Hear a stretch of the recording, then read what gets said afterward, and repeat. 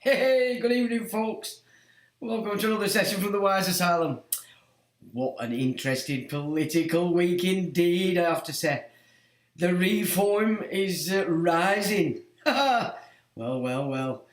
When you look at it properly, though, it doesn't look like they're in a position to really make any difference, but the change is on.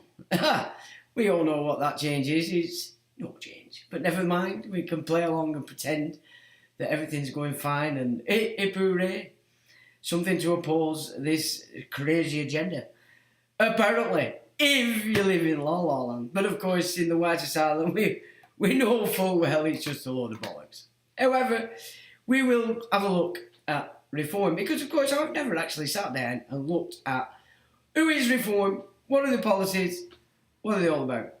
So we'll come to that cold later when we'll start to look through the game, see what do they have to say. And we'll look for the red flags, which we know is going to be everywhere. Also, we're going to interest in, let's just say, somebody was back on the scene on Monday, all over my Facebook, specifically to one particular post that I put up. And there he was, waiting all week to see what else I put up. But of course I waited until the 30th, which is the Satanic High Feast, Walpurgis Night. So, and then I deliberately put some stuff up. Interesting what happened after that, but that's for later. First, what I want to discuss is the fact that we all know the algorithms out there running riot, anti-Semites, Islamophobia, blah, blah, blah, blah, blah, anything and all this shit on word wizardry that they use to stop you from speaking about who they are. So I thought, well, fine, okay, we can all play the word wizard game. And we've always used different terms, as we know, but I'm pretty sure eventually they're gonna come round to those terms as well and start to knock it off and do all sorts of nonsense with that. So I thought, well, there we go. Let's us use word wizardry as of this moment so that we further cover ourselves. And so I thought, well, let's get to nitty-gritty of it. What is this force that we're all opposing because it wants to kill us after it's stolen our estates? And I thought, okay, so you go through all the religious terms, all the knowledge, you thought, well, yeah. But what actually are they at the core? Because all these names that they give themselves are just names that they give themselves to hide the fact that they're actually something else. And what is it that they actually are? What is it, the root of what it is that's actually moving this entire gig? What is the power of this force that we all oppose? Well, it's quite simple, really. It's called compound interest. That is the power of this system. And it has a monarch. And that monarch is called ignorance. So ignorance is the king, and usury, or compound interest, is the power. So these freaks give themselves all sorts of names to hide the fact. So they call it a mosque, which is just a bank that extorts its balance sheet from its community, then gives it to its employees interest-free to expand its capital. So it's just a bank. Okay? So they go, well, we don't charge interest. No, you're not charging interest to your own or yourself, because everybody that's working for you are expanding your capital. So that's a load of bollocks in and of itself. the main thrust of what we need to understand when it comes to MOS is it extorts you. It takes off you. That is by far the worst scenario you could possibly have from any group that then claims to be amazing and fantastic. No, you're expanding your game so you can extort more and more people. And get into your war doctrine, which is what Islam basically is, and it's very clear, you will pay us jizya or we'll chop your fucking head off. So there's nothing nice about that, and you can talk about interest-free all day long. It means nothing. It's a deflection from the core of what that bank is. Then we have the other bank that we've had here forever and ever, amen. That you put your money in there, thinking it's yours, and actually you're lending it to them. You're giving them credit. So they're stealing your deposit. So that's another bank based around this system called, what's it called? I've lost my train of thought. Compound interest. Sorry, I just lost myself there for a minute. So, compound interest is what it is. That's the method. And of course, they need another letter, because we're going to create a new alphabet term here, just to cover it all, basically. And so we need a P. We need a P for the C for the I. So we're going to create this new game called PCI. Now, that P can stand for many things. At its core, it's the priesthood of compound interest. So PCI is the priesthood of compound interest. But we can call them piss faggots, perverts, pigs, purveyors, whatever you want. The P can stand for any term you can consider relevant to this new alphabet term that we're going to give to this system of bollocks. PCI, purveyors of compound interest, or piss faggot, whatever you want to call them. PCI. And of course, on the back of that, we can go, well, you can call yourself what the fuck you want. You can call yourself a Jew, you can call yourself a Muslim, you can call yourself Christian, you can call yourself a banker, because of course the term Jew means banker, and we know that it's a very new term that were installed into the biblical script in the late 1600s. So before that, it was never even in there. So the compound interest, the purveyors of compound interest, the PCIs, got the shit in the whole game quite a few centuries ago. And so they can call themselves what they want, hide behind what they want, but ultimately, what they all have in common is they are members of the PCI club. So let's reterm it all. PCI, purveyors of compound interest. In that sense then, they can talk total shit all day, hide behind all these flags and but it doesn't matter, because that's just you calling yourself something that you think you can protect yourself from. But ultimately, that is the game. That's what's creating all this problem. That's what's stealing your estate. That's what wants to put you under a new system, and that's what wants to chop your head off. The priesthood of compound interest. So if we just use the term PCI from now on, we all know what it means. No, small that, the whole raft of it. That's what it means. PCI. So let's see how the algorithms want to play with that, because we're probably going to get a few years on that. It's pretty simple. That's exactly what they are. And everything else is just the glamour that they surround themselves with, so you don't get to that core of it. So there is our word wizardry of the wise asylum that we give to the world. We give it to the world because it's born of the earth, because it cancels out all the shit that they wrap around it in the world.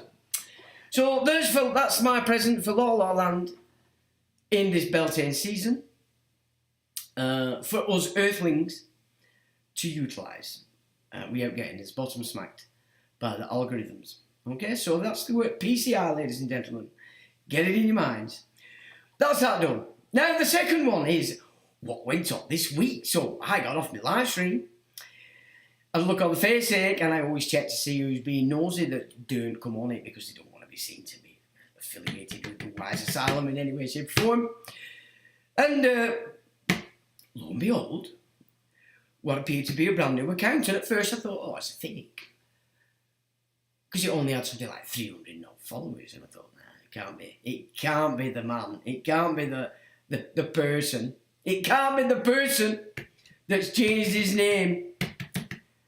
Anyway, the day after he's on. Oh, and the followers have gone up quite considerably. I thought, potentially, this is the little person back on the scene and keeping a little eye on the old wise asylum. So we got to Tuesday. Oh, them followers have gone up like hell, and I thought, he's out. He's out of hiding after his pretense of prison and all the malarkey and eating cockroaches and tuna fish, whatever it is that they're saying, because the judge made it clear he had to stay in solitary confinement, which we all know that doesn't happen because it's got nothing to do with the church.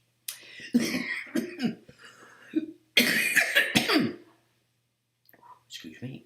Anyway, April the 30th, I thought, all right, sunshine, if you're having a good look at what you're up against here, because the wisdom that flows through this asylum is pretty dangerous for your garbage. So I thought I will put something up there that any of your flock get to see, and they'll be going, And he wrote, you'll never guess what happened after that. So I post this up, left it for half an hour, and had a little sneak to see who was sneaking and lurking in the back of the face ache. Get ready for this. Get ready for this.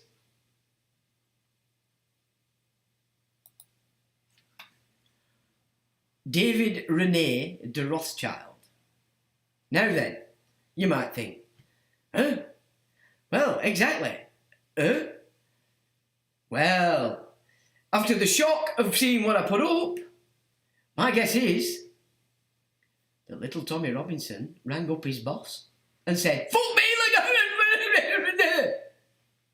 In came his boss, David Rene de Rothschild, and said, Tommy, get the fuck off there quick, because if your followers fucking see it, you'll lose them all.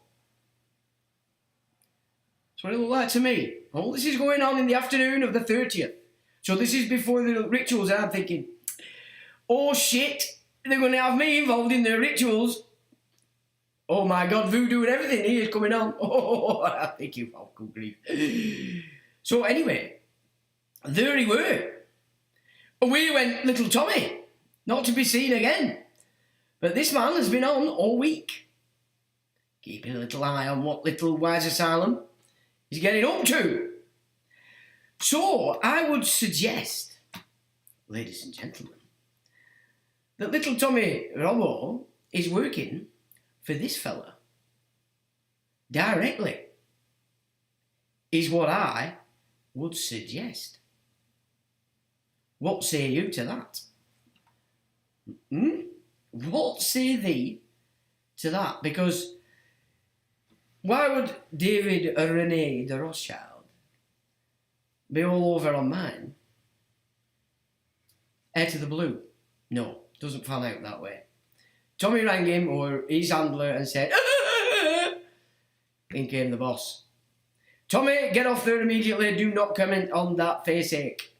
If your followers see it, it's game over, would be my suggestion.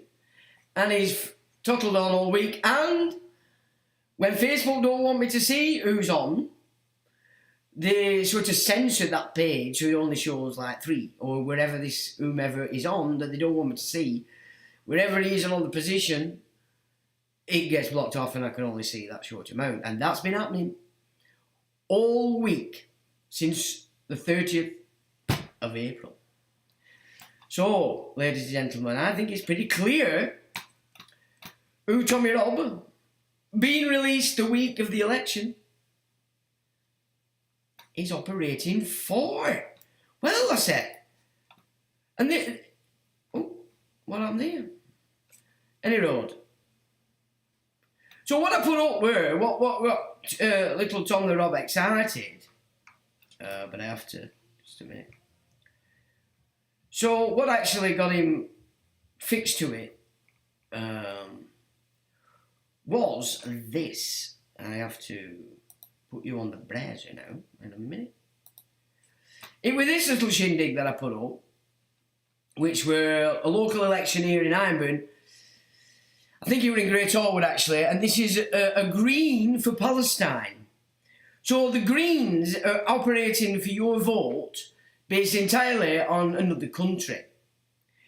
Can you see how not very bright these extortion bankers are? But of course they're banking on the fact that the extorted community are going to follow suit and go along with whatever they say. So I'd basically written on that post, I just put, bank wars, pick the mosque or the synagogue. They are all emissaries of the banks. One extorts its balance sheet from the community, the other steals your deposit. You must begin to see beyond the face value of the script. And then I think there was something else that got put up that got took down, which was there. And there I mentioned Tommy the Robbo. And I think that's what fixed his attention. So when it got to the 30th, I thought, well, okay, let's put something really up that they're going to want to see. And then we presented the New York Times of 1940 piece that said New World Order pledge to the bankers, or the PCIs.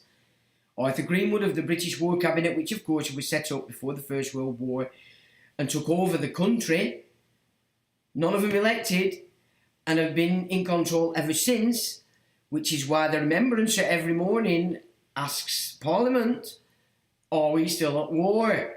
They say, yeah, this British War Cabinet is still in command. Okay? And of course, back then in 1940, so this is before all the pretending that went on about what went on in all these camps, it had been pledged to these boys and girls.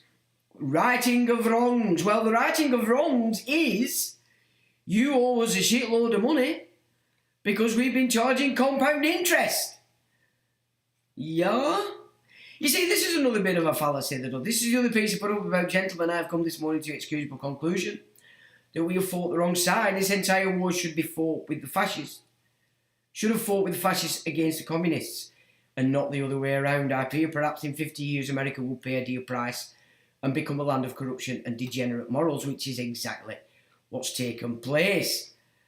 That's an interesting piece. This young guy's being evicted by his Indian landlord, who of course is another part of the imperial force, who's then now taking up the offer from Serco for a 5-year contract, all expenses, etc. paid, if you let them rent your property. I then presented this, which is a very interesting piece, because now you get to understand a little bit more what's going on with the expeditions of the Vikings, that they were being installed all around Europe from this point, back in those days, in order to block the vampire lines, who at that point were very busy taking over Rome. Okay, the Venetians. So the Venetians took over Genoa, and then they started to take over Rome by having the Vatican fixed under compound interest. It's very clear. There's the wolf clans.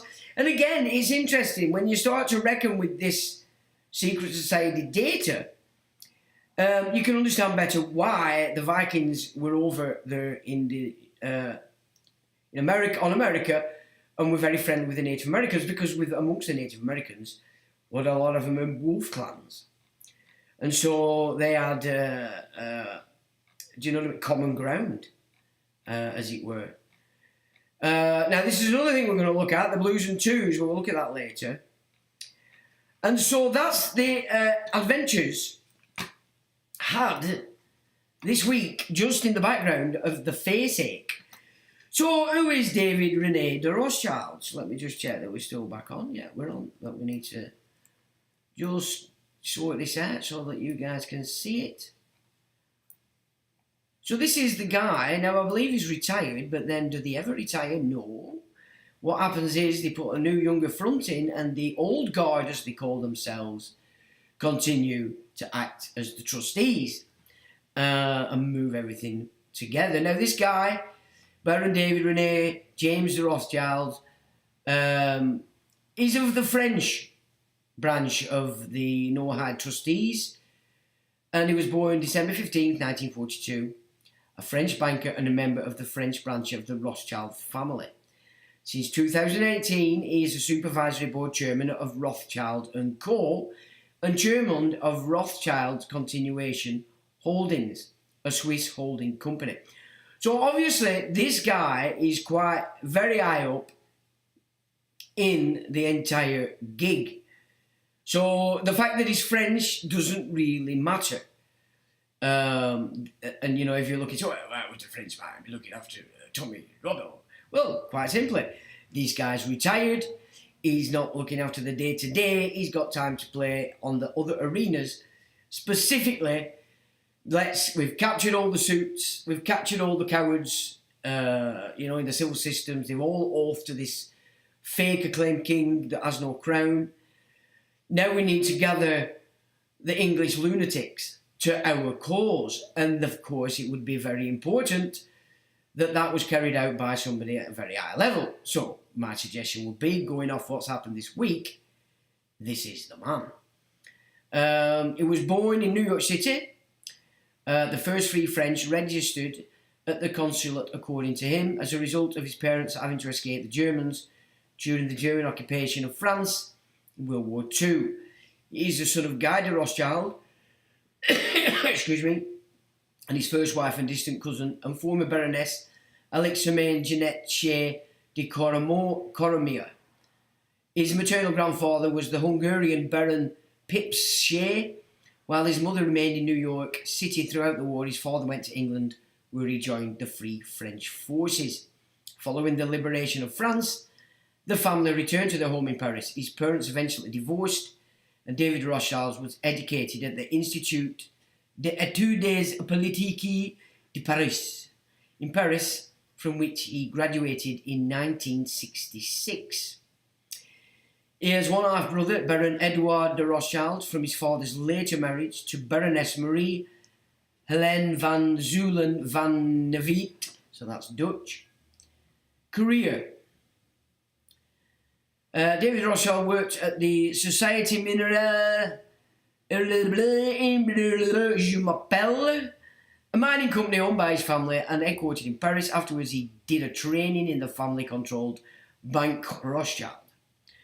When the French government reform of banking regulations ended the legal distinction between banks, d'affaires and deposit banks, the Bank de Rothschild became Bank Rothschild in 1967, a limited liability company. David de Rothschild's father was an aggressive businessman who strove to expand the bank and their investments in mining and oil exploration as chairman of iMetal SA. So I presume that's South Africa.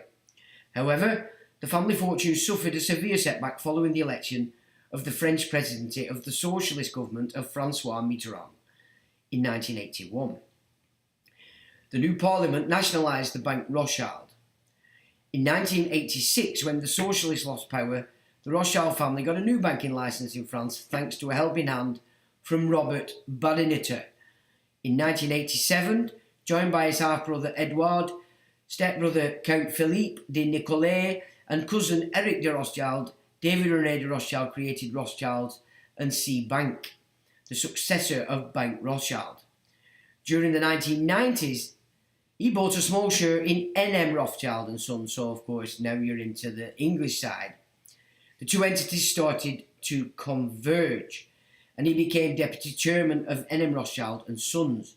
In 2003, following the retirement of Sir Evelyn de Rothschild, Prince Charles' father, as head of NM Rothschild and Sons of London, the UK and French firms merged to become one umbrella entity called Group Rothschild.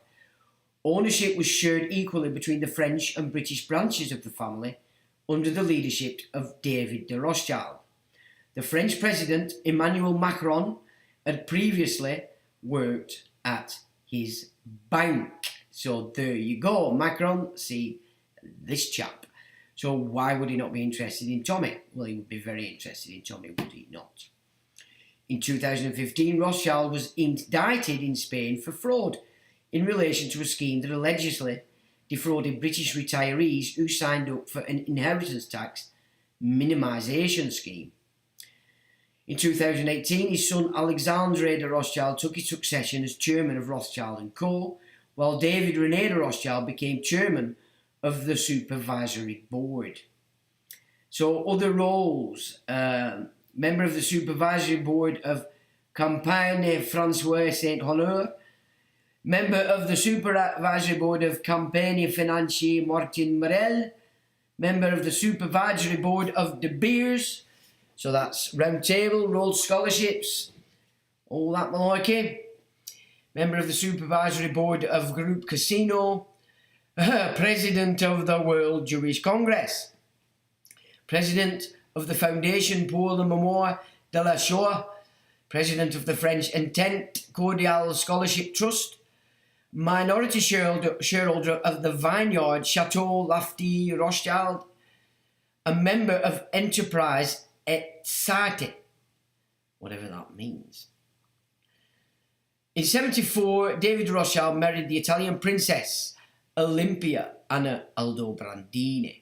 Now, I have written a full piece on that family because of that marriage, because what seemed clear to me when I was studying that, which is quite some years ago, is as powerful as the Rothschild are, it was pretty clear to me that the Aldobrandini are way above that. And being a Holy See family, having every piece of symbolism within their estate, etc., referencing Lucifer, then we, in my opinion, are looking with the Aldobrandini, as with the Pallavicini, Farnese, the Borgia, Orsini, and others, are without doubt the beneficiaries of this Noahide system for which the Rothschilds are the acting trustees. So I will put that up under this video for you to peruse, but it's a very interesting piece. And she was born in 1955 in Roux, Calvados. Wife Saint Laurent designed the bride's dress. Oh, right, sorry, I've got that wrong. Then they have 4 children: Lavinia, Stephanie, Alexandra, and Louise. As of 2022, his net worth was estimated at 575 million by French weekly business magazine Challenges. Well, I'm not believing that for a second. That's the public side, of course. And then we've got quite a few references. So this guy's a powerful guy. He's tied to N.M. Rothschild, so there would be your connection to Blighty and why this particular guy, after I put up that stuff, that my opinion, Tommy shit himself, rang his handler, in came the boss. Said, get off there right away, do not comment, because Tommy's not been anywhere near it since. So there you go, that's the adventures had this week on the old website, on the Life in the Mix, rather.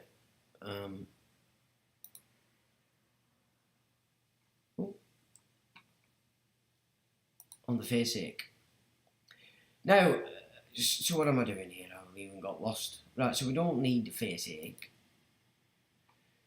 The next big news this week.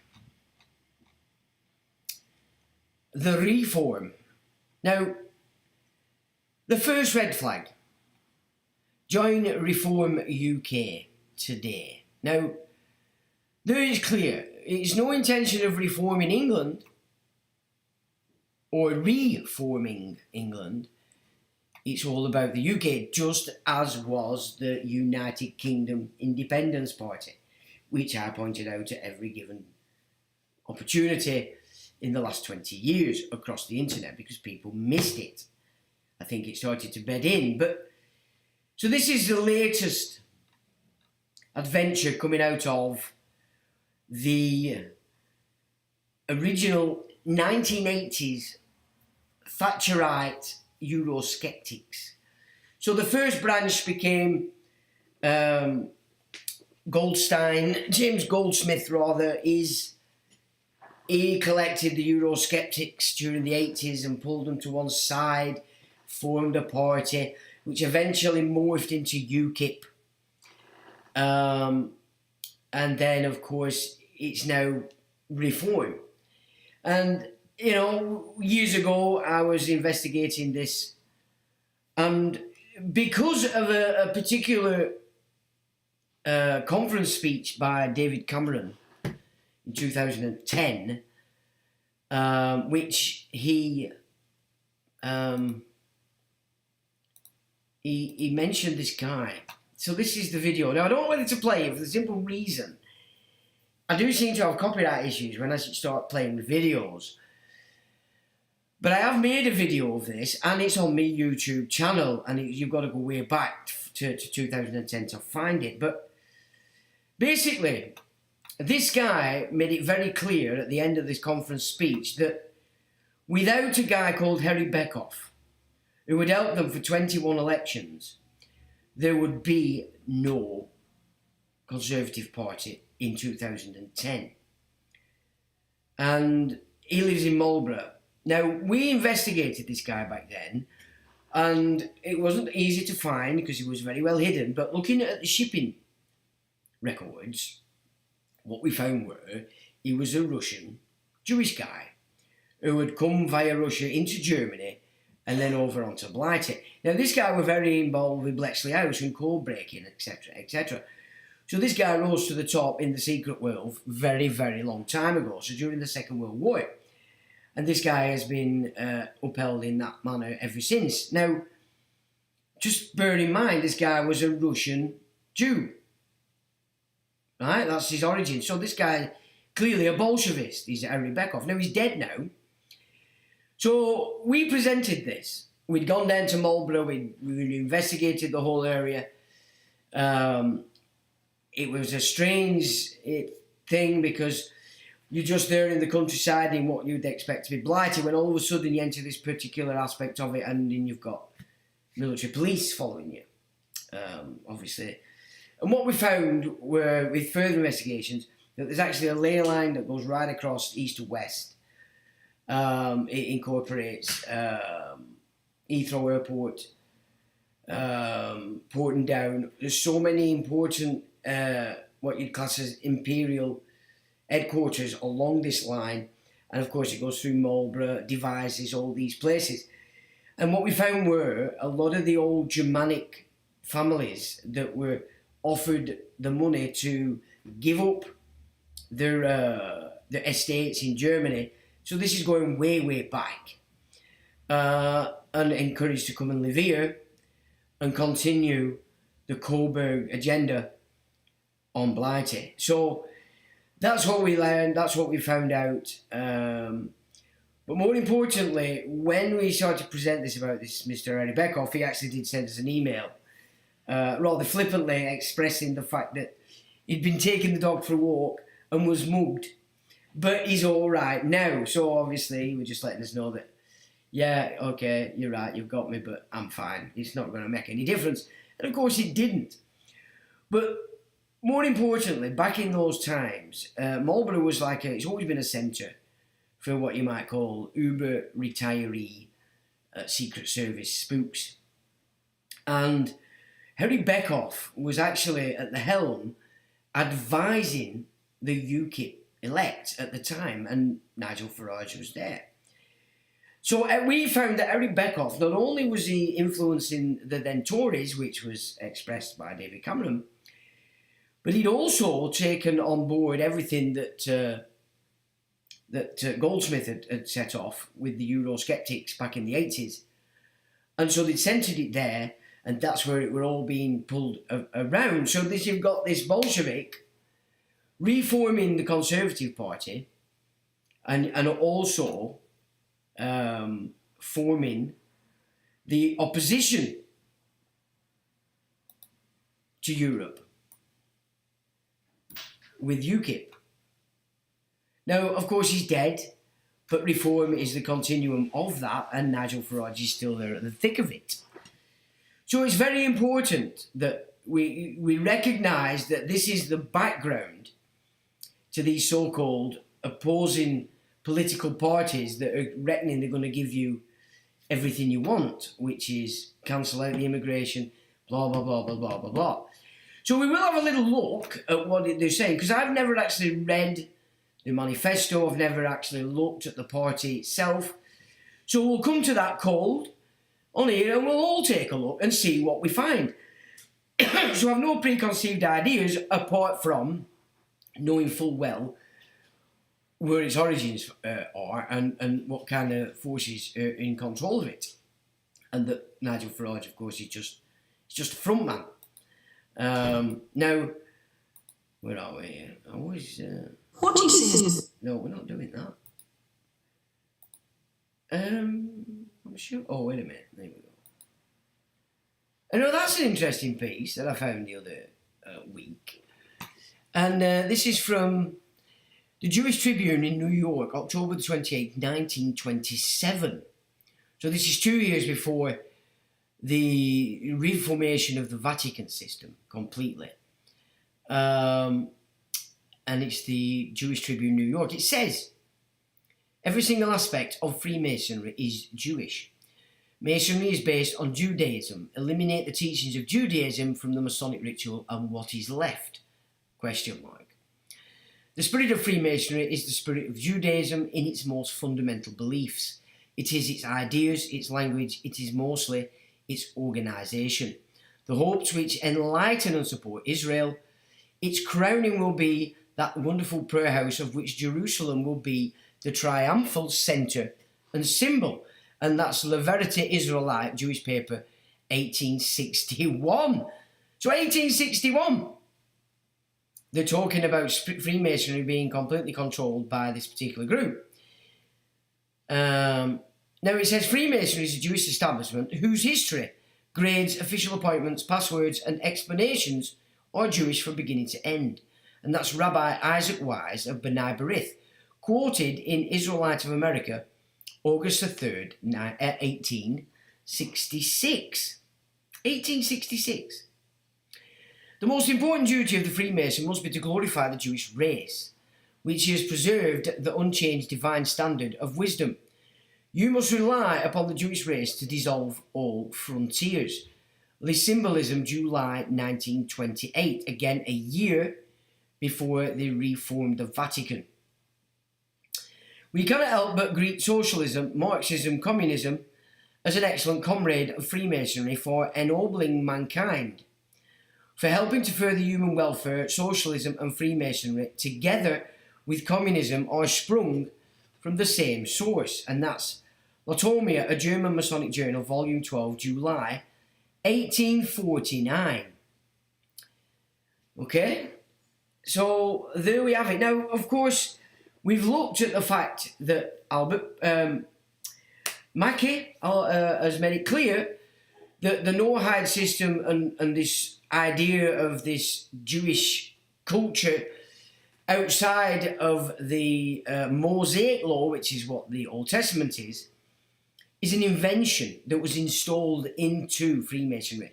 You've also got the Duke of Brunswick in the late 1700s, who was the Grand Master of French Freemasonry, claiming that all Freemason lodges must be dissolved because they've been taken over by what he described as a sun cult.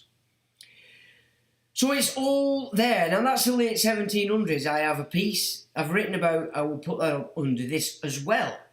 And remember, we looked the other week at the fact that the word Jew itself is a very recent invention, and it was not in any biblical script previous to the late 1600s.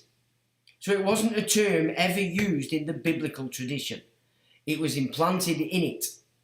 And all the religions are guilty of using it. So if it were implanted into the biblical script, it's also been implanted into the Islamic script after its formation. You can't get away from this stuff. That word, in and of itself, is an invention. And its meaning is defined as banker. And as I said at the beginning, we're dealing here with a different kind of bank. This is compound interest. Now, people will be apt to say that the Christianity is not allowed to charge interest. Now, I looked into that a long time ago and actually went right back to old Vatican documents. And that's clearly not true. The Vatican charged up to 2.7% on its loans. So that would be the monasteries, the church, anybody that were loaning within Christendom. They did actually charge to 2.7%. Now, that's fine. You know, if you're going to lend somebody money, there has to be some kind of return if you're not going to have a stake in whatever it is that they're investing in. That's just business. It's nothing evil about that. There has to be a return if you're taking a risk. So it made more sense to me that it was ludicrous to suggest that Christianity never charged interest. It did. Otherwise, it wouldn't have any return. But it's the compound interest that's the problem. So if we just...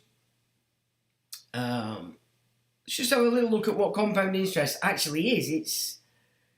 It's quite basic. It's not that complex. You know, where did I put that? Well, don't tell me I put it in a different... Right, well, I think what we're going to have to do is do what I did before.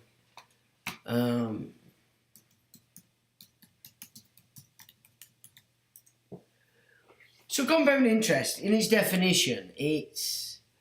what is compound interest in simple words? Okay. So it says, let's just give it a bit more. It says compound interest is like having your money snowball, growing faster over time because you earn interest on both your original amount and the interest you've already earned. It's interest on interest, okay? So this is the difference. And that this is the Talmudic system, and this is how the Second Temple was built on this system, which is why the man came to give it a good smashing. So the entire Europe force was against this compound interest. Now, again, you look back in history and there's 194 kings and queens in the histories that have expelled these PCIs, okay? Because it's the obligation of the king. If the king is there to keep the nation intact, and at a time when things are not going very well, in comes this group of PCIs and start lending under this compound interest system, it doesn't take long before this PCI group are starting to buy property, or not necessarily buy it, but taking the property because they can't pay the compound interest. Well, the kings and queens didn't have a choice. They did not have a choice but to evict them from the nation. Otherwise, the nation would have collapsed. So, my apologies.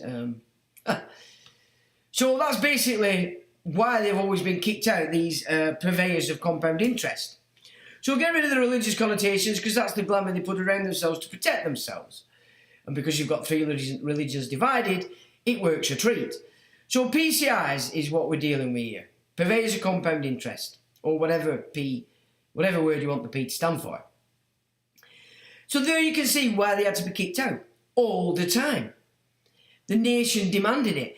Now you can start to understand why Napoleon was important. Because Napoleon's job was to destroy the monarchies. If you get rid of the monarchies, then there's nobody there to stop the compound interest banking system from completely taking over the nation. Yeah? That's what we've got going on here. So this is basically the game. It's just banking, but it's the banking system that's based on compound interest. The mosque, the standard banks that we've got now, because they steal your deposit. Yeah? Unbeknown to you, unless you're looking at your terms and conditions. That's the game. It's a banking system. The religions are just wrapped around it to hide this. And the result of this compound interest system to this stage is they have everything indebted. They took over all the land and the property through trusts, such as the National Trust. Yeah, all these trusts is out there taking control of the land without owning it. But ultimately, our estates are still fixed to those, to the land and the properties in our lands. That's both in America, here, and in Europe. And so they have to get us into such a point where our nations are no longer manufacturing anything. They're not making anything. And the plan is, of course, to have you hand over your estate into this no-hire trust by consent. But it would be ignorant consent, of course, which is what we said before. Ignorance is the king. Usury is the power. Okay? Because this king that we've got, you've all said, he's no crown. He's not the king. He's not the king. He's an acclaimed king as a title. There's no crown. So can you see how they're playing it? And that ignorance that everybody has that signed up to this gate because they think they're going to be safe, ignorance is your king. And usury, again, is the power. That's what they're doing. So the fractional banking reserve system, the fact that they've created the birth certificate, put it on the stock market, you are credit for this system, this fiat currency. Your credit is paying for these immigrants. Your credit is paying for the United Nations. It's paying for the EU. And if you look at the start image, all the ways Labour is rejoining the EU by stealth. That's what he's doing, while at the same time pushing the new banking system, because it's so potent, Islam over this land. Now, everybody go, oh, you see why Tommy Robinson's so important? Well, if you're new to this channel, we've explored all these avenues, and it's simple. When you follow the interviews, the verbiage, the rhetoric of Chabad Lubavitch, which is a high priesthood in relation to this compound interest system, they are very clear that Islam belongs to them. And it does. And that they use Islam to clear out whatever it is that needs clearing out. So in this case, today, nations. So, on that basis, to believe for a second, as people I'm hearing out there are, which is, oh, who do you want to be ruled by, Islam or Jews? They are one and the same. One and the same. One is scapegoating the other. And that, again, ignorance of that, there's your king. Yeah, there is your king. So there we've got, everything needs to go back into the EU. We looked the other week at, where's she gone? Where's this Flossie gone? We had a strange Flossie to the week. I think it might be this one.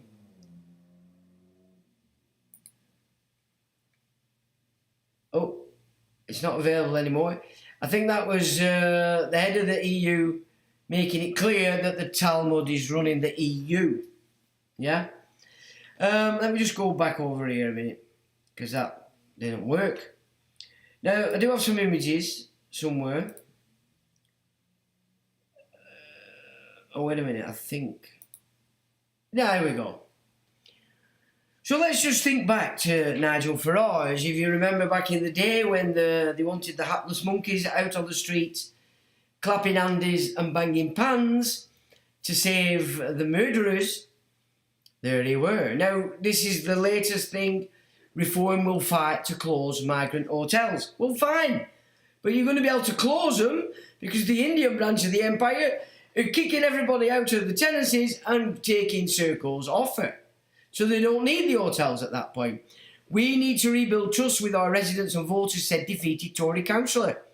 Reform secured major victory as Conservatives are wiped out in local elections. Well, isn't it interesting that the same people were not only controlling the Tories, but also what's now Reform. Reform UK seizes control of Lancashire County Council as Tories suffer huge loss, which we're going to look at in a minute. What is Lancashire County Council? Because it doesn't exist. And this is a heat map of where asylum seekers to the UK come from, and this is from 2001. Look, Afghanistan, Pakistan, Iraq, Syria, Azerbaijan, there's some missing on there, Kazakhstan, Azerbaijan and Turkey. Up to 20 years in prison time for 1 million in fines for boycotting Israel. This is an American bill. The House is set to vote on Monday in a controversial bill that proposes fines to prison terms for Americans participating in boycotts of Israel or Israeli settlements. And that's under Trump. And this I found rather amusing. The old school knew quite well that the ignorant are doing exactly that, sniffing the shit out of each other's bottoms and round they go. Now, this is another one. I saw Starlink come over the other night. Starlink launches lifetime plan for mini antennas following successive blackouts due to warnings of future blackouts. So, if they're going to keep knocking off the power, like they did in France, Spain and Portugal, in comes Elon with his Starlink. And just this is what slavery were all about back in the day. These were all Barbary pirates. And they were taking some 1.2 million white slaves per year. So this idea that slavery is Kunta Kinte alone isn't correct. And they don't tell you that, do they? Because, of course, they want to blame old Whitey. When, in fact, if you look at these shipping logs, every single slaver ship was owned by a PCI. Okay? All of them, PCI. There were one or two connected that when I looked at them, they were still PCIs, but they seemed to be run by what you'd class as a Protestant. But actually, when you got down to it, they were Masonic boys. So if it does touch England, or even indeed America, it were Masonic if it wasn't PCI. Of course, Masonic is PCI. So now that's what's happened this week. They do seem to have annihilated the Tories. Well, if you've got the same influences, influencing both the Conservatives and what is now Reform, then that suggests to me that that's a plan. And it's a plan that's been easily carried out. If you just make the Tories act like twats, to the absolute disdain and disgust of the population, they're going to go with the other branch. Because, of course, when they have the other side to the coin, the communists saying nobody likes them apart from working class heroes, which they seem to have forgot that there is no work anymore. So working class heroes, it's just a fantasy alive in the minds of the baby boomer. Interesting stuff. So that's your politics. That's a bit of history. Now we'll go to this. So let me just pull this in so we can see this a little bit better. This is the Reform website. I've never been to it before. I've never given it a look. I've never really concerned myself with the manifestos of Reform because, of course, Mr. Farage is in it. And I know quite a lot about Mr. Farage and Mr. Beckhoff. So, yeah, for me, it's just the same people, just in a different mask. So, become a member, it says. So I just slip over here. Britain is broken. Britain needs reform. So it's join Reform UK, and then it flips to Britain. So what's it playing at there, me wonders? Click here for the live ticker. Join us as we consign the failed Conservative Party to the history books. Now, so look at what I've just explained. This is exactly what they're doing. They're trying to get rid of an old and ancient party, and they're going to put this bunch of Johnny-come-latelys in who serve what? Well, they serve the PCIs, don't they? The priesthood of compound interest. Our country has so much potential.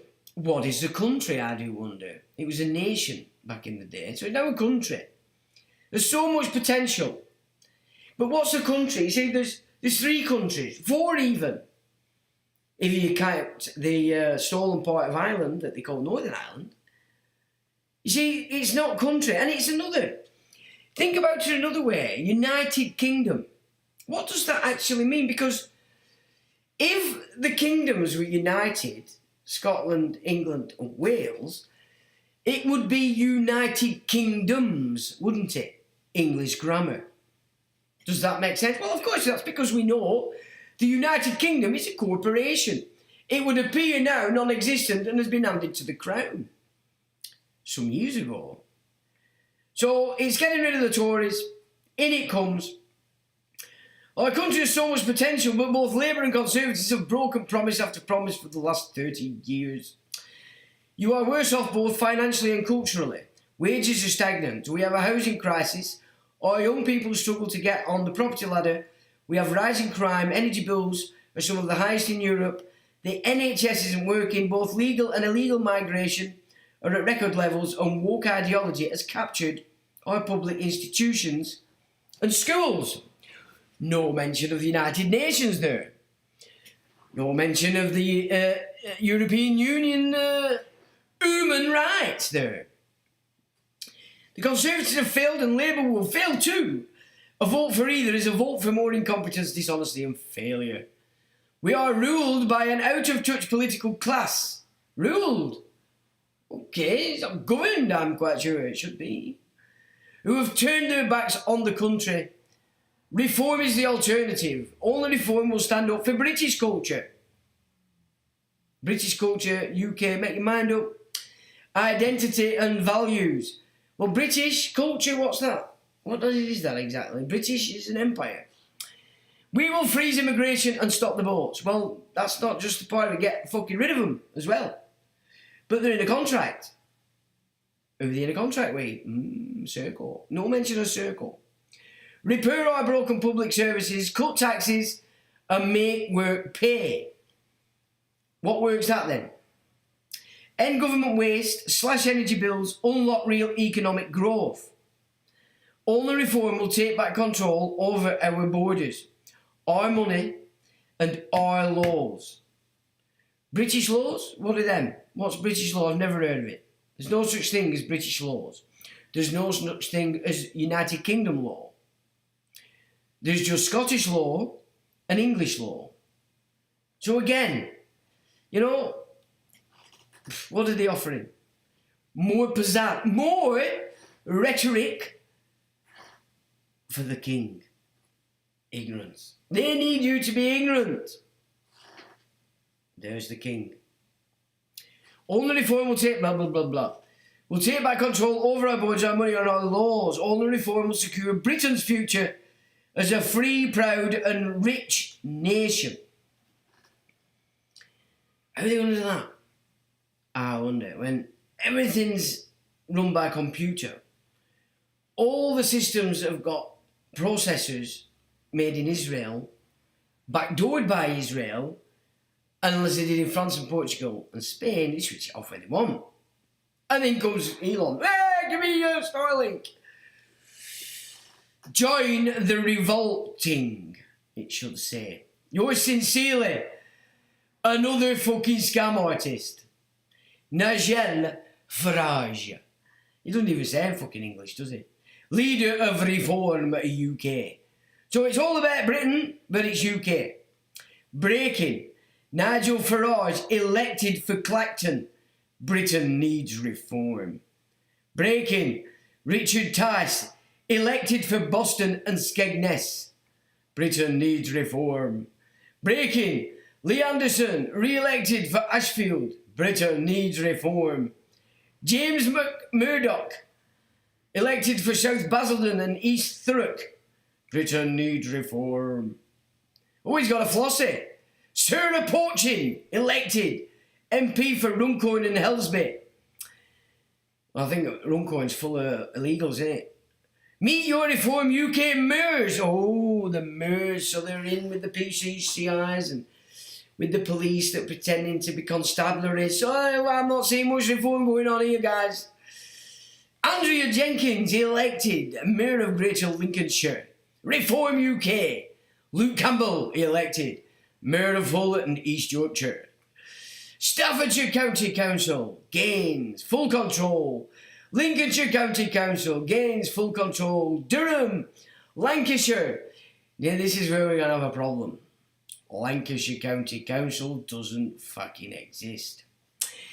Derbyshire County Council, Nottingham County Council, Kent, Doncaster, Northamptonshire. Hip hip hooray, we want our country back. Join today, our constitution. Now let's have a look. Let's have a look. What is the constitution? Oh, it's one of them.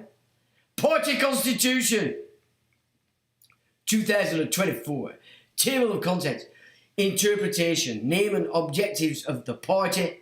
Activities of the party. Party membership. Party organisation and party conference. The party board. The party leader. The party chairman. Separation of office. Standing and temporary committees. Discipline candidates. The Constitution. Approval and amendment. Party rule book. Ooh, sure. We'll blag it through, I think. Members of branch constitution, political party. Name and objectives. The party exists as a political party registered with the UK Electoral Commission under the PPERA. The party bears the Electoral Commission registration number PP7931. So what's that? 22. Okay. Registered name of the party under the PEPA shall be Reform UK, hereinafter referred to as the party. The party may also use other names such as may be registered from time to time with the Electoral Commission and may also use informally such other names as may from time to time be appropriate. Like Lying Bastard Brigade, Full of Shit Brigade, We're All Thick as Fuck Brigade, or party. Anyway, that's just me being flippant. The party exists as a limited liability company. Oh, well, by golly. Registered with Companies House, registration and blah, blah, blah. Why is he not giving it us? Don't you want us to see what you've got? In accordance with the Companies Act 2006. So it's not even giving you a name of company. There's somebody who don't want you to see, people. That's something for somebody to do during the week. The party believes that the United Kingdom of Great Britain and Northern Ireland, hereinafter the United Kingdom, should only be governed by her own citizens. Citizens. Who the fuck wants to be a citizen? This subject. And that its governance shall at all times be conducted first and foremost in the interests of the United Kingdom and its peoples, and that the only laws that should apply within the jurisdiction of the United Kingdom are those wholly made by the Parliament of the United Kingdom.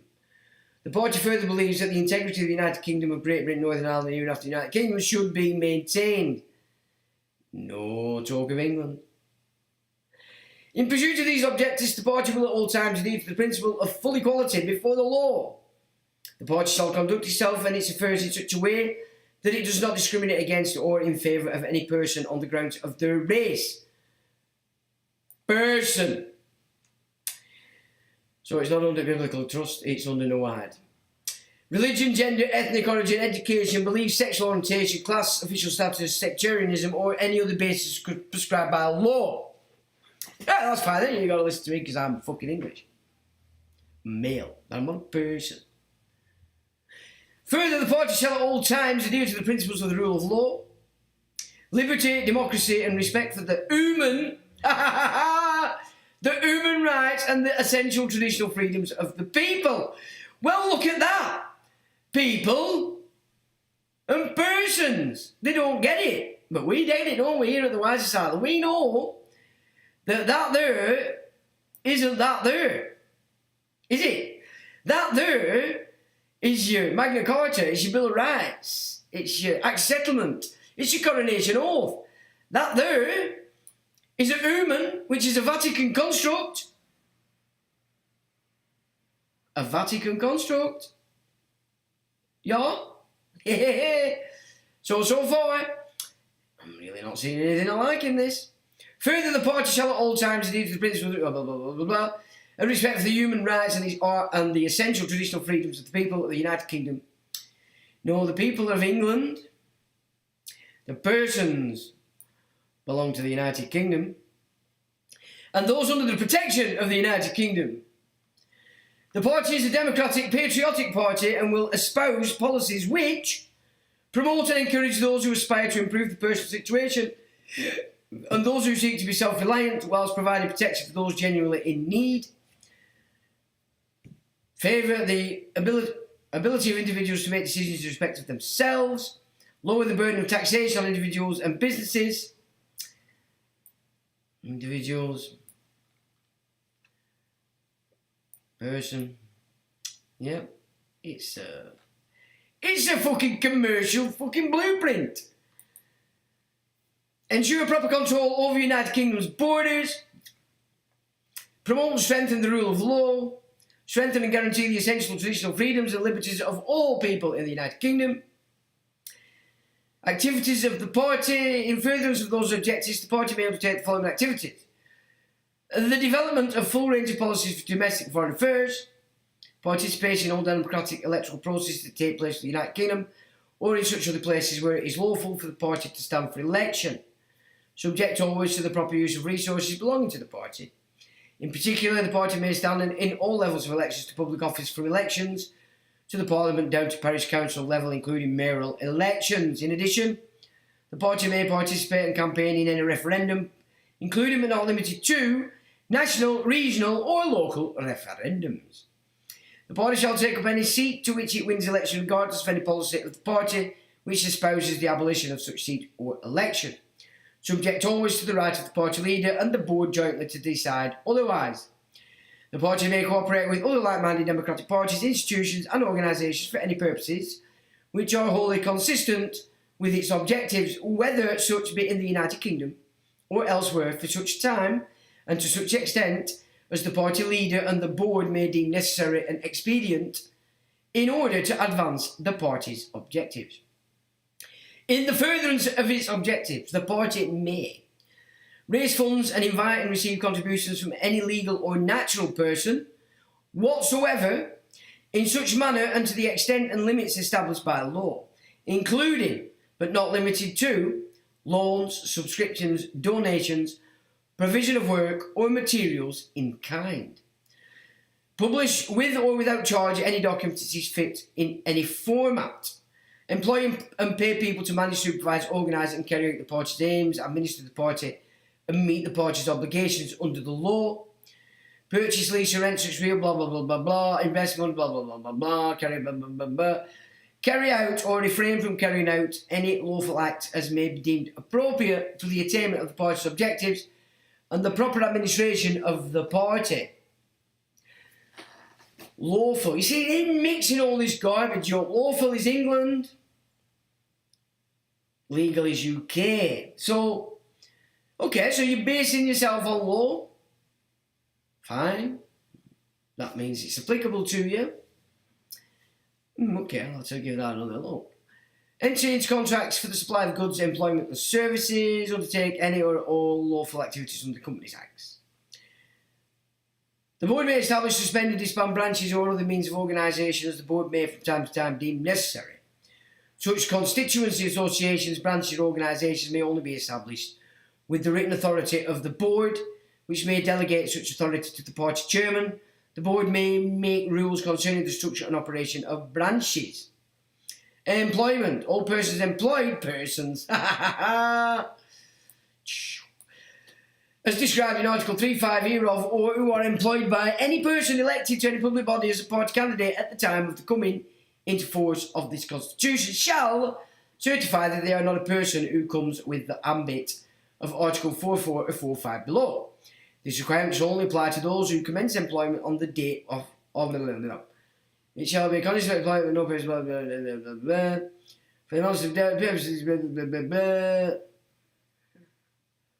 Oh, no. Party membership. Membership of the party shall be open to any natural person who shares the objectives and core beliefs of the party and who agrees to abide by this Constitution and any rules which may from time to time be made by the board and who have not been excluded from membership by virtue of rules.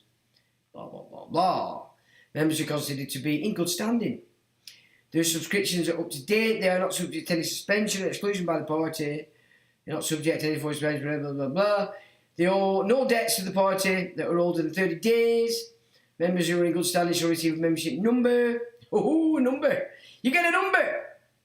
Exclusion. Notwithstanding anything article blah, blah, blah, blah, from time to time, make rules of refusal or the exclusion of membership of persons or classes of persons to admittance to membership of the party would, in its opinion, be inimical to the interests of the party. Third point.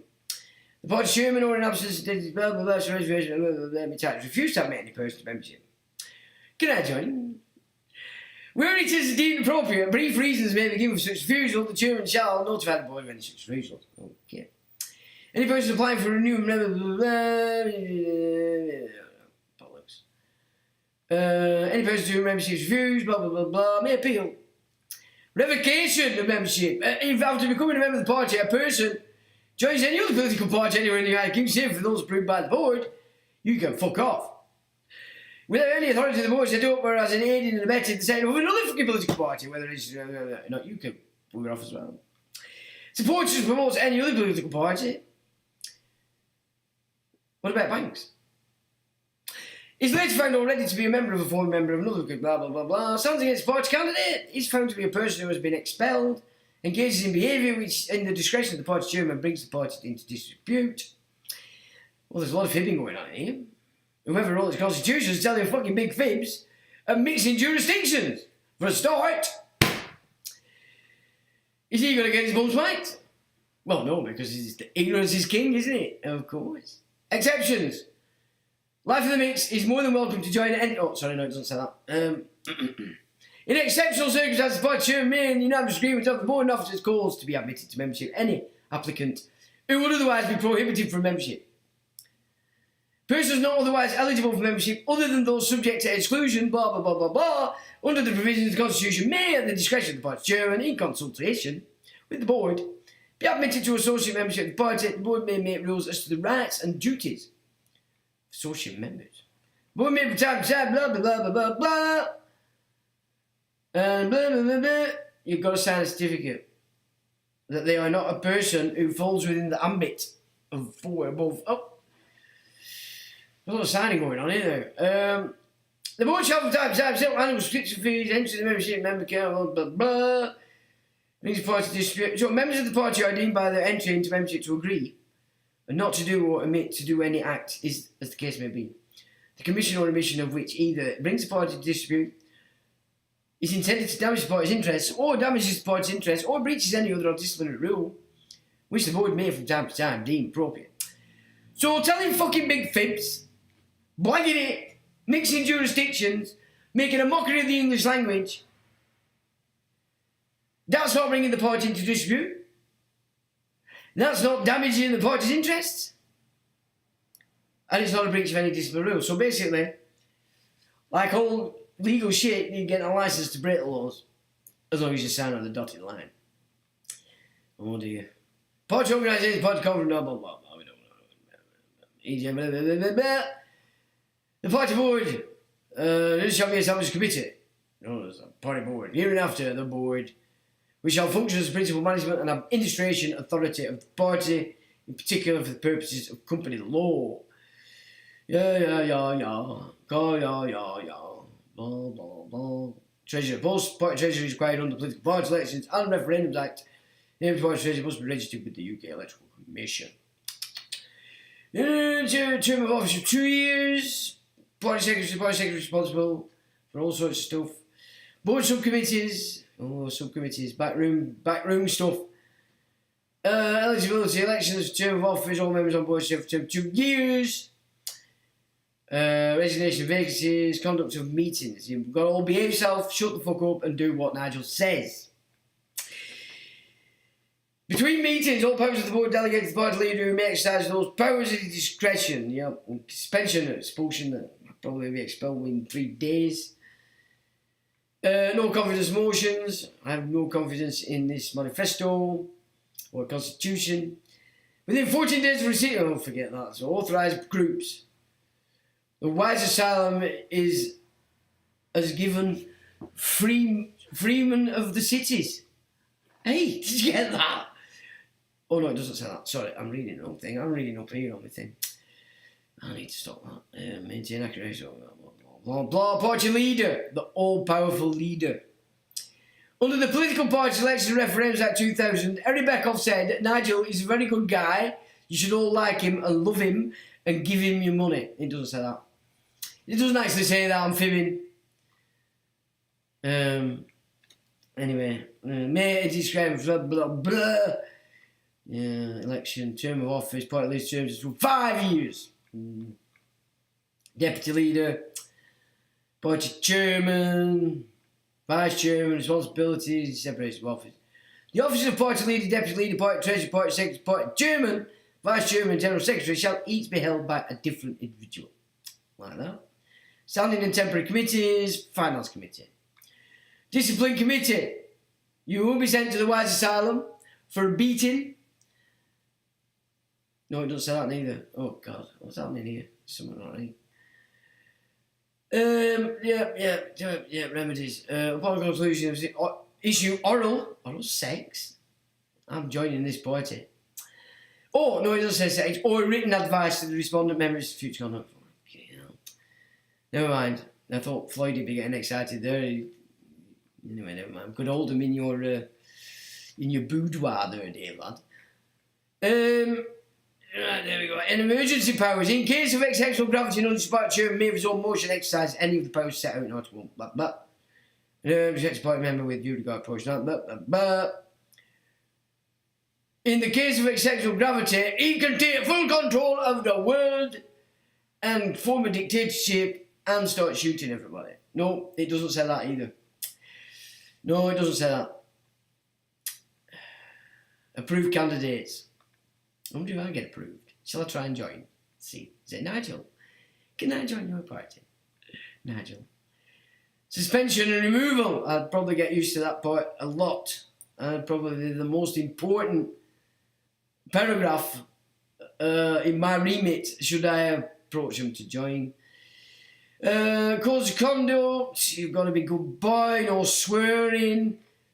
No public sex, no drinking under lockdowns, or if you do, don't get caught.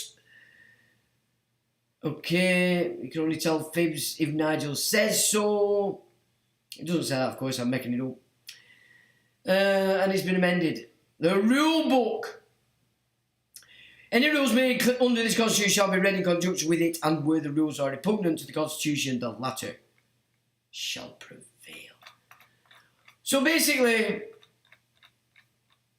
it's just another private company, political party, moving us ever further away from England. I don't really think we need to go through anymore, do we? We've read its entire constitution.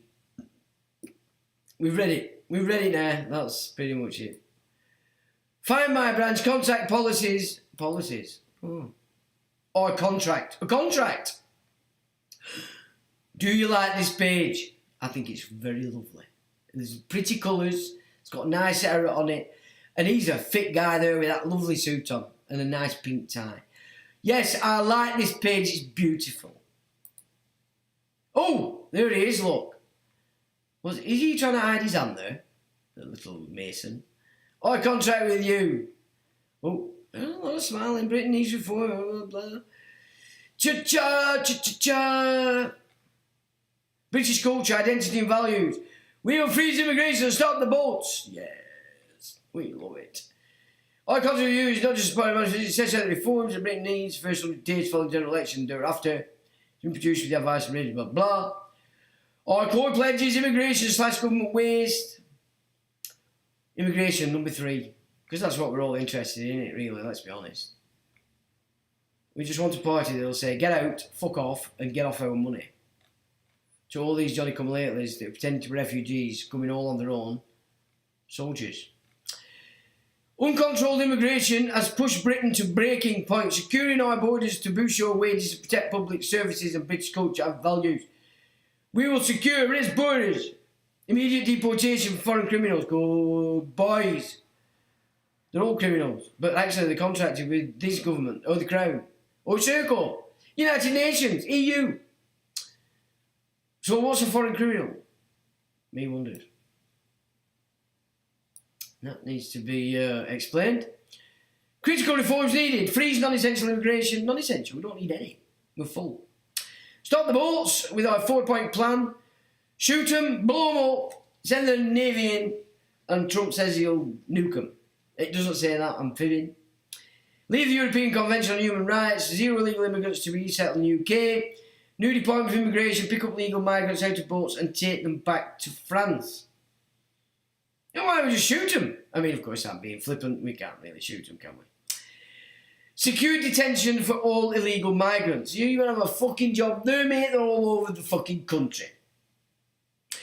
And them extortion banks have got them all running around in little rat runs doing free labour. So good luck with that. You can't even fucking get them for parking on your double yellow lines. So I'm not really sure that's going to be...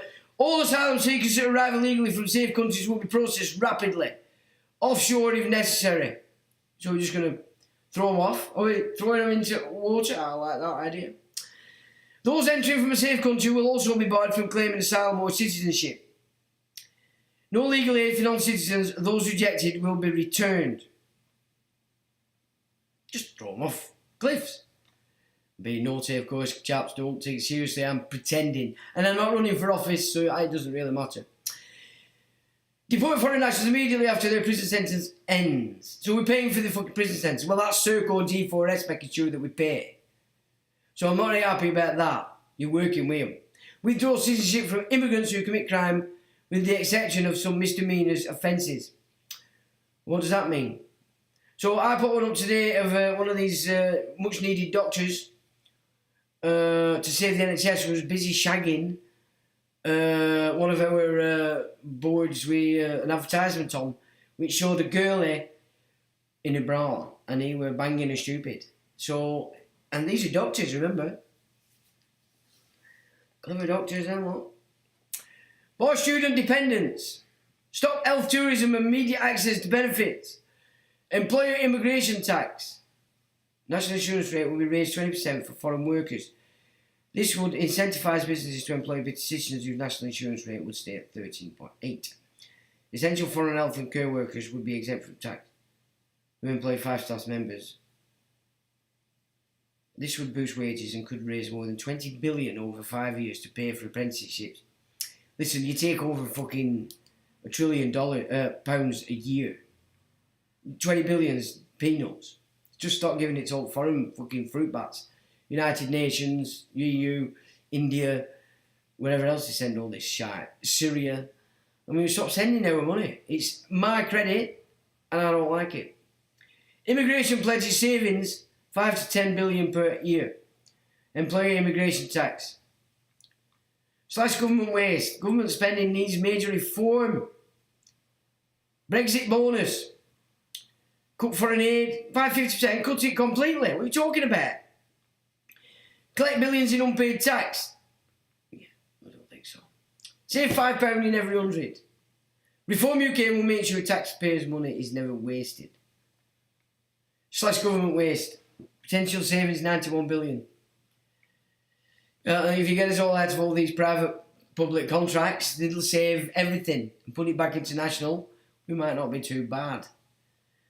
Reform will make work pay and help the unemployed escape the benefits trap. Cut residential stamp duty, abolish the VAT tourist tax, make work pay, cut energy tax to beat the cost of living, abolish the inheritance tax for all estates under 2 million.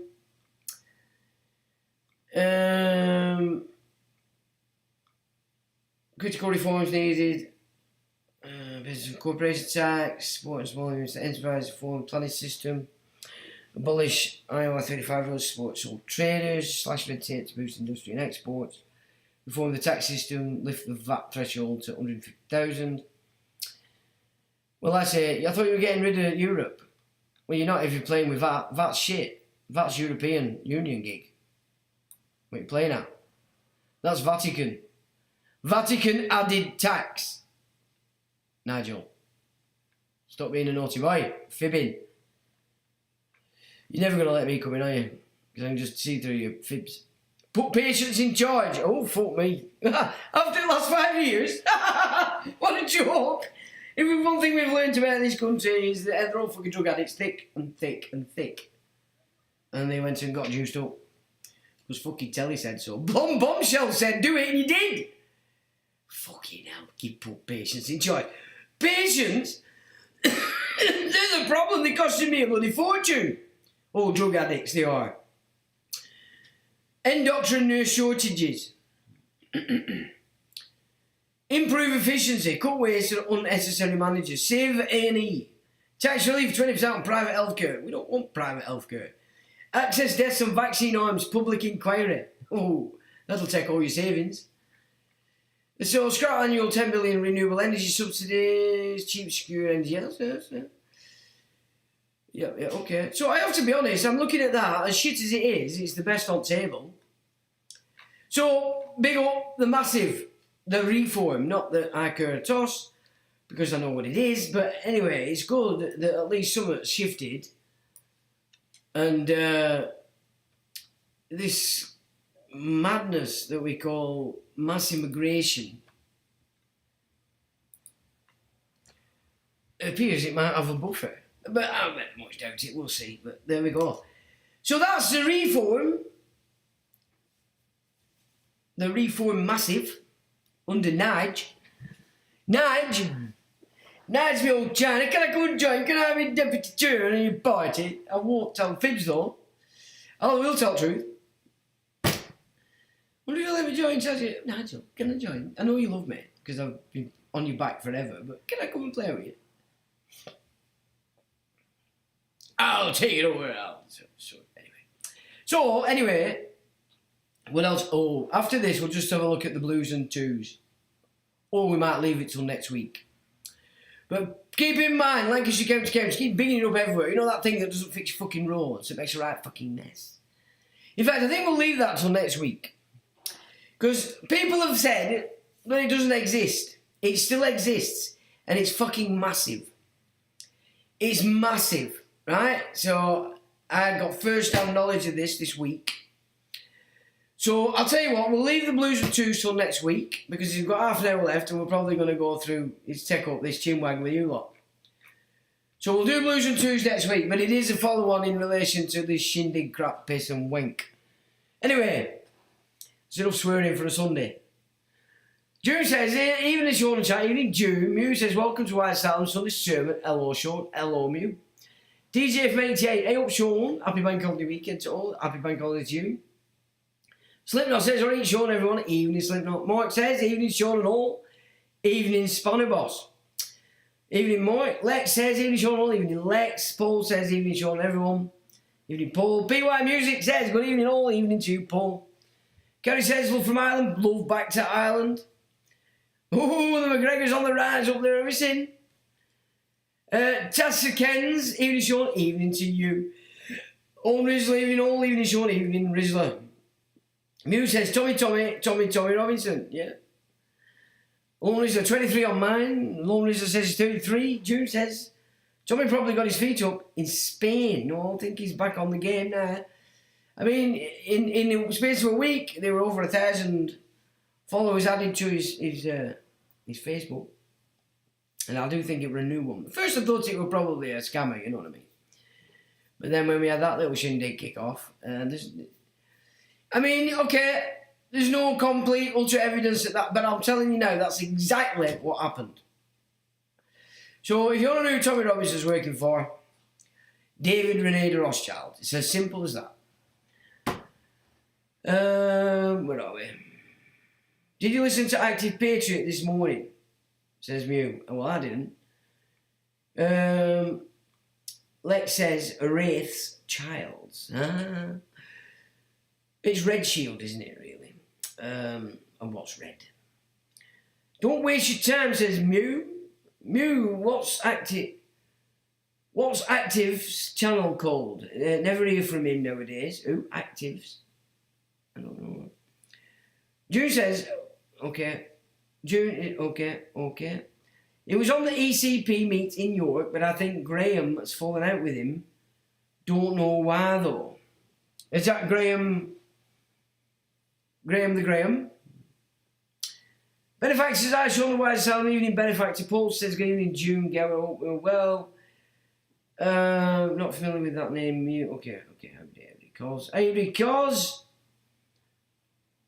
Evening Sean says, Lorraine, evening Lorraine. Blowing me a big kiss. Not sure the Vatican is Christian, Sean. Well, it certainly isn't anymore. Evening says Lorraine to everybody. PCI, priest compound interest. Yes. PCI, that's it. That's all we need to use from now on, because that's exactly what it is. Everything else is just a load of bollocks. So they can hide behind and go, it's not going his name. They just want to take all your money and your wealth and your estate. Because they were God said. Well, forget all that bollocks. PCI covers the lot, and you can laugh at them when they go, oh, you anti-Semite, you Islamophobe. Oh. What? Shut up, man. Get a grip with you. You're a priest of the compound interest. Benefax says US UK Tax Treaty Article 11 interest found on the IRS website. Watch live stream from Sean Sunday live stream 16th of February 2025 IOI. Absolutely, Benefactor. You and I both know that is probably the most important live stream we've done for time. And nobody's interested. Such is life.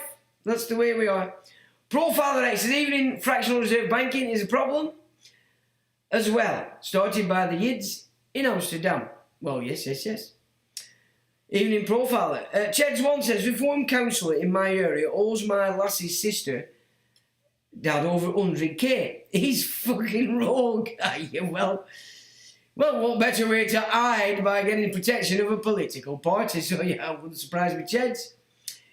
He's ripped loads off. Right, so I might get in then. It'd be fantastic and amazing.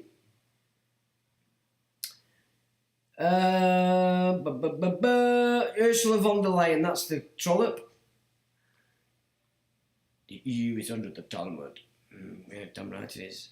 Profile X for Argent, the crypto name Freemason as well. Recycling Gestapo.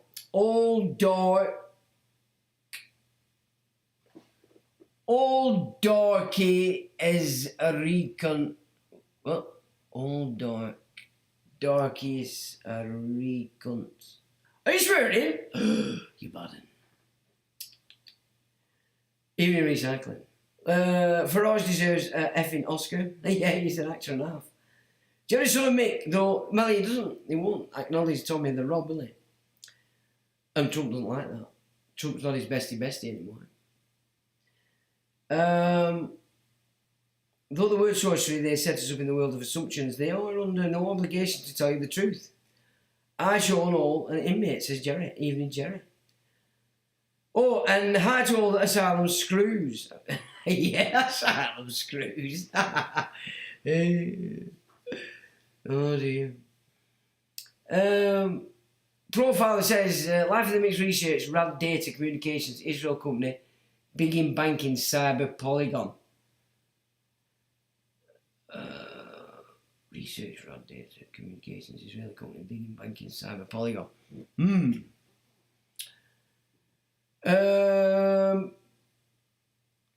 All I see is common purpose, says more. Well, I mean, that we put in a long time ago. And fair play to Brian, the Garish, he did get that slapped it mix. But, you know, they did have a field day with that back in the day, a bit like with the sovereign. Oh, it's sovereign free, man. You mentioned common purpose back then, and they just, that with their. So I pretty much stopped using it because of that. But yeah, I think we got the drift with it. But I think people forgot just what damage those courses that everybody was sent on back then under common purpose actually did to people. You know, people were committing suicide, they were going insane and all sorts with some of them. Especially in the police. They didn't half attack the police with that common purpose. The constabularies, rather.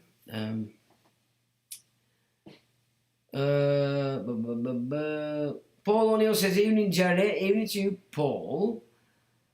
Connected by Middleton. Is she still about, Julia Middleton? Is she still actually about running it? It's a long time since I've looked at common purpose, but Middleton, no, that's not a name I'll forget.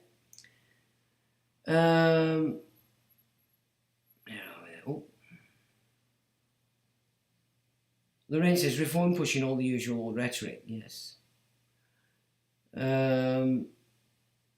Mew, my man, says Jerry. The truth is sovereign. Good evening, Sean and all. Evening, truth is sovereign. Lorraine says, we need to vote our Sean in to run the country. Yeah, King, I'll be King and Prime Minister if you want. That's a good one. And, yeah, I'll do that. That's the laugh we used to have on Daily Telegraph way back in the day. Everybody used to say, well, let's vote for Sean, King and Country. King and Prime Minister. It would have been a good gig, yeah. It would have been out of all this nonsense by now, I'll tell you. Thanks, Lorraine. They're all Pied Pipers. Mew says, I was looking at the laws on providing name after being stopped in your convenience on the highway. Law references individual must not and not person or driver. So basically, I mean, they don't bother me anymore, of course, but back then it were like a, is this your vehicle? It's my property. Have you got any ID? You're looking at it. You're looking at it. I'm talking to you, flesh and blood. You know, that's the ID. No. I want. And then whenever they go and say, "Is this your vehicle?" It's my property. Have you got your driving license? The trust has. It just screws them over, and you just like whatever they'll say. Just say, look, you're addressing a male man, and I'm on the highway. Is the Road Traffic Act applicable to either? And it isn't. You know, I mean, to be honest, I'm glad I don't have all that shit anymore. But you do get some good videos. It gets you some good videos. 345 Trustees Act 1925. 3.4 and 5 Trustees Act 19. Oh, that's shut up. What are you saying there, me old China? Manufacturer? Jerry says, individual is another concept, Mew, falls under person, yeah? Mew, yes, that's what I took from my findings. Plus, it pulls a man, male, female. Jerry says, not man unless acting in commerce, which means you accept the personage being placed on you. No, but of course, if you want to... So we were talking about this, a friend of mine the other week, and we were talking... Because when you start going through this English law, it's people. And I'd said to her, like, you know, I said, I'm pondering how would you use that? So I thought to myself, well, you could say, I of the people. Or we don't like of. I with the people would be pertinent. Because then your Bill of Rights, your Act Settlement, all this stuff, that's people.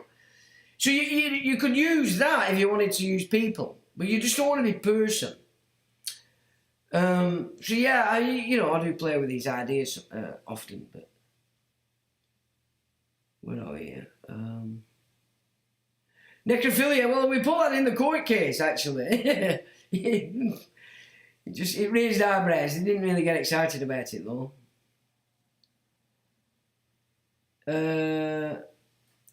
Not man unless... Just another point as well. I mean, remember why they took the tax disc out of the car? Because it said private light goods. You're not doing commerce, but they assume you're all doing commerce and you don't know any different. But if you're not in a commercial vehicle, you're private light goods. You're not doing commerce. You're not subject to commerce then, are you? And the highway is quite clear about that. Not a man unless acting in commerce, which means you accept the person who's been placed on you. Truth is sovereign. Say no to necrophilia. Yeah, we use that. Jerry Son of Mick, only like-minded can contract. Corporations afforded all rights of person right to sue and be sued, yes? Jerry, my brother confirmed the fact with an officer who was in commerce at the time. I mean, we're so far down the trick now, as we found out during this court. They're just completely ignoring everything and just keep forcing you into this legal system while talking law, using the term justice. I mean, it's clearly a trust matter, and yet they're pretending it's not. And this is where it's going with that, because I'm not going to get into it because it's not as complex as it was, but that complexity's got us to this point where it gets a bit simpler, but it's different language completely. And you basically, they're showing you're making them show you that what you're saying is correct. And it's anyway, it's still moving forward, let's put it that way. Jeremiah Brother confirmed, yeah. 30,000 came in on the boats, hundreds of thousands came in on planes, some from South America given asylum, but most immigrants given visas. Invited by our government. Well, it's not so much an invite, it's United Nations. Contract, that's what it's all about, this mass movement of people. Vatican, United Nations. EU. Because that's the human rights. It's the EU human rights laws that are fixing us to stay in the United Nations mass movement of people agenda. Why the fuck do you want to be a human? You see, this is another dangerous trap. Straight away you think, oh, I'll use this human right thing, but you've declared yourself a fucking monster. Now, you might get away with it now, but down the line, when they're going to shove this Noahide on, you're making claims you shouldn't want to be claiming just to get what you might think is relief. Well, it's temporary. It's only fucking temporary. And these are the things you have to think about when you're doing this stuff. If you're going to go for the easy option, you'll fall for the traps. It's a longer game if you're doing everything you can not to fall into the trap. It's a longer game, which is what this has been. But nevertheless, we're in it. And, I'm a pit bull, me. I don't give up. Not at all.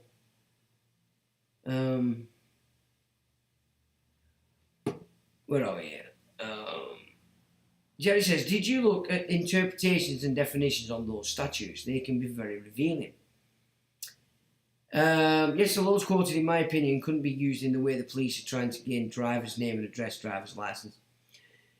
I got kidnapped by them over that very thing, says Jerry. Jammy Vicious. Or Jarmy Vicious. Salutations, Sean, really makes one think there is no one out there speaking up for us except us. And well, yeah, they're all playing the part, aren't they? Playing the part and using the ignorance of the masses to fool them into thinking they're on your side. Yeah, I mean, it is. I mean, I'm not just blowing my own trumpet, but I only keep doing this because I know what I speak is so fucking outside the garbage. But the downside to that is there's not that many people that are into it, that can see it. They want the entertainment, they want the bollocks, the shit and the piss, because they can't see it, they're not smart enough. And that's not blowing me trumpet. This is why I call it the wise asylum. You know, if you study knowledge and you start to grasp that knowledge, then you're starting to see wisdom. Which is why they say knowledge on its own is a very dangerous game. It has to be transmuted into wisdom. So, yeah, that's why there's not that many. Which doesn't matter. Not really. The chap didn't get arrested, he knew his laws and schooled the officers. All the beat to you in your camp, says Jeremy. Salutations, yep. All the beat to you and your camp. Yeah, thanks for that, Jeremy. And welcome. Unfortunately, Mew, the one eye had a clue, and after his gaffer was called, they had to release him. This is another thing, you know, when you know these guys are having to say, I'll Google it, you just say, look, lad, you really don't look competent to me. You need to get your supervisor out to you right now before we continue this. Wind your window up and don't do another thing until the supervisor comes. You know, sometimes you can think you're doing the right thing, but in fact, if you're dealing with a guy that really doesn't got a clue what he's doing, you're just gonna always just say, look, I'm sorry, mate, but you clearly don't know what you're talking about. You need to get a supervisor here immediately. Wind your window up. Which is why on that video where I got arrested, I kept saying, get your inspector to you now. Because I knew there was an inspector on that other side. They're the Noahide judges, by the way. They're the Masonic Noahide, working for the 21st degree. All your inspectors.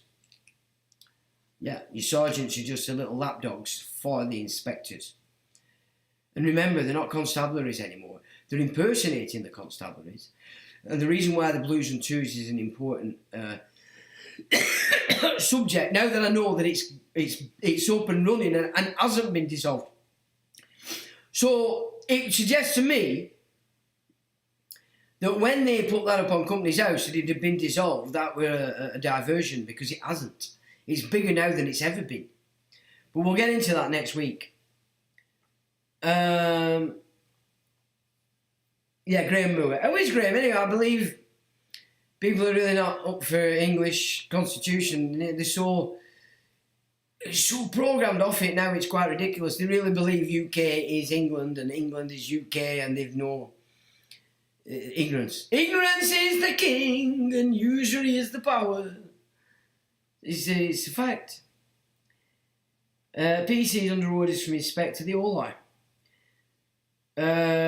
Jeremy says, that was all the best to you and your camp. Well, thank you very much, Jeremy. And the same to you, my friend. Mark says, Ant Middleton, XAS, promoted reform and done the character rebuilding exercise on when he went on the telly. Oh, Ant Middleton, I have no idea who he is. I thought you were on about Julia Middleton. She were running Common Purpose. Mark says, rebuilding exercise on Hancock. And Tice's wife wrote his book on the thing.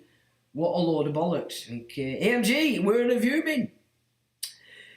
Creeps into the chat. Evening, Sean, Jane Rizzler, and all non-mutants. I'm you, the car wash drug dealer. Oh, is he on car wash? Oh.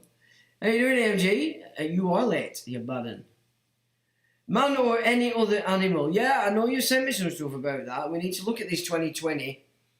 Which actors are you citing at the moment as important? References as cattle, by the way. I forgot which one it is, benefactor. The Truth Officer says, under Geneva Convention, the only licensed officer is the inspector. Really? Okay. Well, they're not actually officers here, are they? The constables. But no, they're not. The disguise creates assumption again. Yeah. You were on about both, says Mike. No problem, Mike, not a problem. Jeremy says, shared. Okay, nice one, Jeremy. Paul says, Graham's travelling around pressing seminars on the English Constitution, which are proving to be quite popular. Good stuff. I mean, I'm not actually in any way opposition to Graham. I think, I've mentioned before, I think he's just a bit lazy by thinking and believing that Trump's some kind of saving grace. But when it comes to what he preaches about England, I don't have a problem with him whatsoever. I don't have a problem with him, full stop. We can all, none of us are perfect. But I have said, I think in the past, that I just think he needs to watch a little bit more. He just needs to be a bit more careful when he's putting hope in Trump. Somebody says his name is Tommy, friend Albanian. Get you anything, I mean anything. Yeah. MG says, I've been out for an Indian with half a dozen other doormen raiding a drink to my dearly departed German Shepherd. Oh man, I mean, I've seen your post, bro, but there's nothing you can say, is it, to make it better. But I haven't had a dog since my last dog died, because it's like losing one family. It's a terrible thing. So I know what you're going through, matey. Yeah, it's an awful thing, isn't it? They're such a companion. Yeah. Okay, so yeah, condolences for the dog having vacated the planet. Anyway, there you go. I'm sure your other one will keep you in good stead. Right, chaps and chapesses, I think because we're not going to do blues and twos, it is an important thing. We'll look at that next week. So, thanks for coming, thanks for joining, mods, thanks for modding. And I don't know what weather's to be next week, but we've certainly had a good one this week. So, let's hope we keep it a bit more. I suppose we could probably do with a little bit of rain. The foxgloves are not going to come up this year because we haven't got enough rain. I do like the foxgloves, it's a glorious plant. So that's sad, but on the other side of it, we've had some sunshine. Right, chaps, thanks. And, well, what can I say? Till the next time.